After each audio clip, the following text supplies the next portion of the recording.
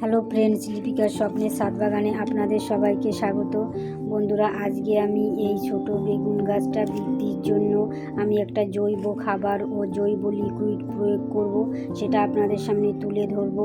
কেননা আমার এই বেগুন গাছটা ছোট রয়েছে আর ফুলও আসতে শুরু করেছে, তাই আমি কোন খাবারটা প্রয়োগ করব। এই যে এখানে যে মাছ ধোয়া জল এবং মাছের পেটা আমি 7 মাস মতো পচিয়ে এই লিকুইডটা জমিয়ে রেখেছি। এই খাবারটাই আমি আজকে কিভাবে প্রয়োগ করব সেটা তুলে ধরবো, আপনারা সঙ্গে থাকুন বন্ধুরা। এই যে এই লিকুইডটা আমি কিছুটা অল্প পরিমাণ নিয়ে 1 লিটার জলে 10 ml মতো নিয়ে আমি স্প্রে করব। আর এখানটায় চায়ের পাতা আমি পচিয়ে 7 মাস রেখেছিলাম, ওই লিকুইড মতো হয়েছে, ওইটা আমি বালতির মধ্যে দিয়ে দিচ্ছি। তারপরে এটা দিয়ে দিচ্ছি কলার খোসা পচানো যে জলটা, ওইটাও আমি দিয়ে দিলাম। আর এইখানটা আমি কিছুটা পরিমাণ গোবর সার দিয়ে দিচ্ছি। আর এই যে এইখানটায় মাছ ধোয়া যে লিকুইড আর মাছের পেটা যেটা পচিয়ে রেখেছিলাম ওইটাও কিছুটা দিয়ে দিয়েছি। আর অল্প পরিমাণ কিছুটা রেখেছি, ওইটা কিছুটা নর্মাল জল মিশিয়ে নেব পাতলা করে। আমি ওই জলটা গাছে স্প্রে করে দেব। আর এইটা স্প্রে করে দিলে গাছটা হেলদিও হবে আর ফুলও আসতে সাহায্য করবে, আর গাছে পোকামাকড়ও আসবে না, গাছটা সুস্থ থাকবে। এটা মিশিয়ে আমি তৈরি করে রেখে দিলাম। এবার গাছের গোড়া ঘাস জঙ্গল যা আছে ওইগুলো আমি পরিষ্কার করে নিচ্ছি। আর গাছের গোড়াটা খুঁড়ে আমি কিছুটা মাটি তুলে নেব।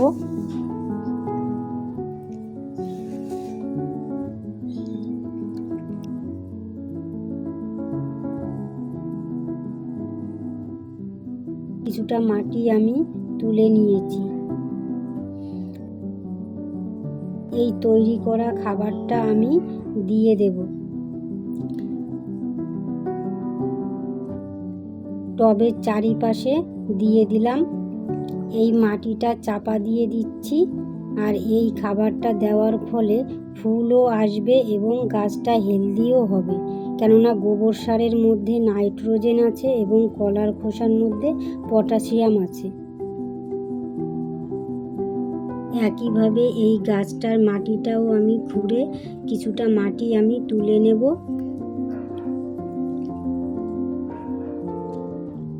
তুলে নিয়ে আমি ওই খাবারটা আমি চারিপাশে দিয়ে দিলাম টবের।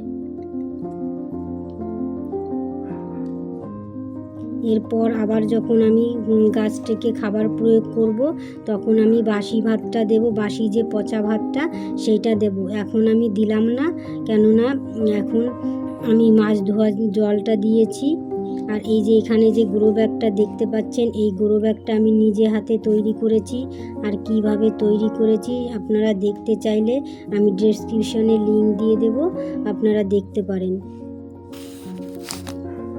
আর এই বাসি ভাতের সঙ্গে আর আমি কি জৈব খাবার মিশিয়ে বড় বেগুন গাছে দিয়েছি সেটা বড় ভিডিওর মধ্যে আছে।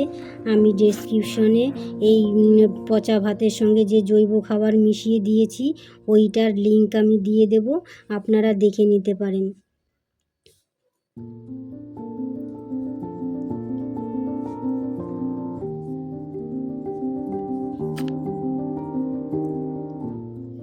আমি প্রতিটা গাছে একইভাবে আমি খাবার প্রয়োগ করে নিচ্ছি।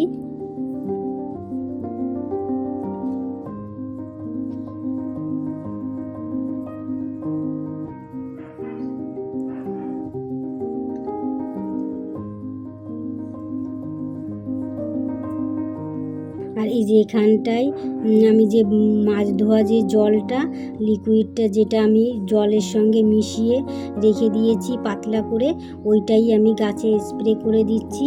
আর এইটা স্প্রে করে দিলে গাছটা হেলদিও হয় আর ফুল ফল আনতেও এটাতেও সাহায্য করে, আর গাছের পোকামাকড়টাও হয় না।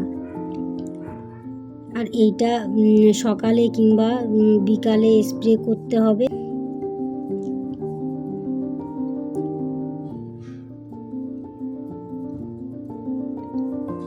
এটা একটা শক্তিশালী খাবার বন্ধুরা, এই খাবারটা প্রয়োগ করলে বেগুন গাছ খুব হেলদিও থাকে। আর আমার এই ভিডিওটি যদি ভালো লাগে তাহলে লাইক কমেন্ট শেয়ার করবেন। ফেসবুকে দেখে থাকলে ফলো করবেন, আর ইউটিউবে দেখে থাকলে সাবস্ক্রাইব করবেন।